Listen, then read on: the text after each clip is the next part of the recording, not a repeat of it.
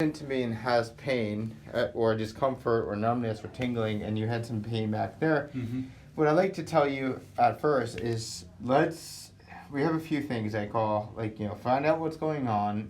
Now that we know it's a little bit more going on, we can figure out what makes the pain come on, putting pressure on the knee.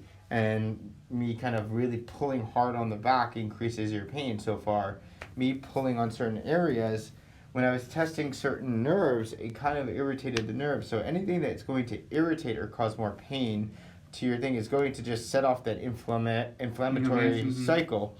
And from research and stuff like that, that's how I treat people is yes, there's a scientific method to our, we pretty much essentially have a problem or a thing that we're trying to prove or demonstrate.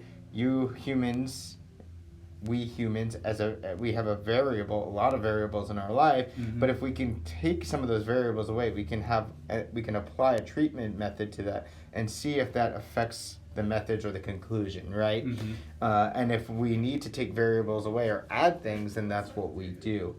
And so I think that adding things that cause more irritation are adding more unfavorable variables to that equation. And I think in your case, you're going to end up finding that no matter how good a treatment I give you or how much the right exercise you do, you might get a little bit better, but maybe not as good and not as fast as you'd like.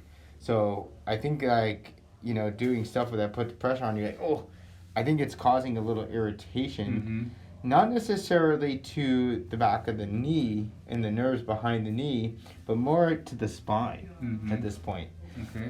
So when I tested you on everything, you just had a lot of tenderness and discomfort in that area. Here's the nerves. I'm going to show you the nerves. They go down and into the lumbar spine, into the low back, and down to the leg. Obviously a little bit more on the right.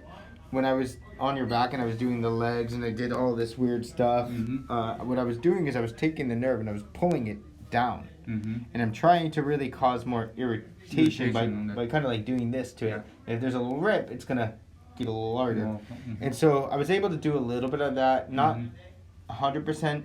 What that tells me is that there's spinal irritation, but it's not a disc herniation. Okay, that's good to know. You did not come up positive as a disc herniation. What I think you did is very simple, and I'm going to show you on this model here, is that you sat in a really bad position for way too long, for 10, 12 days, and then as soon as you come home, you're unpacking things, you're moving hard, you're doing all these things. Now you're picking up leaves and weeds and this and that, and I'm still walking. You're still working. Still irritating and so what you do is you shove that spine going forward, which is bending forward too much, sitting, and that shoves the disc going back. When the disc gets too close, it hits the nerve and comes down. We can call that sciatica or herniations.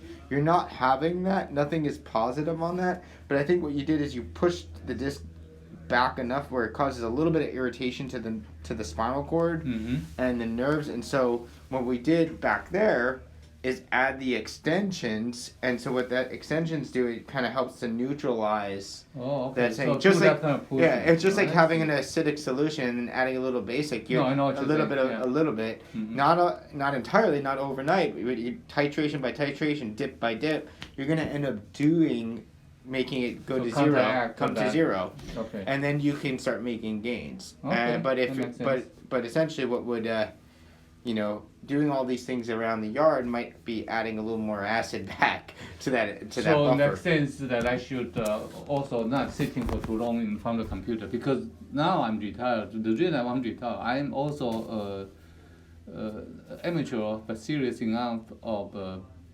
photographer. Oh, cool.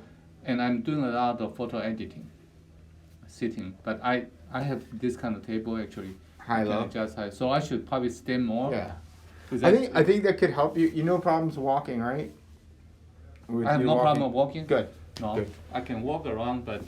So I'll tell you a bunch of things that, towards the end. Like I'm gonna treat you, but I think there's gonna be a lot of things that we do that we're gonna tell you not to do, only to help you get back to neutral, and then from there you can do that. Like I think you're gonna end up finding a lot of results in a shorter period of time than you expected, because only because that test out there was a very certain test for me. Okay. And that's why I do it last, is because if everything else is coming up positive or negative, and I'm like, I think it could be this or this, I'm going to put you on that one, and that one kind of puts it over the edge. Okay. So this is a good problem to have.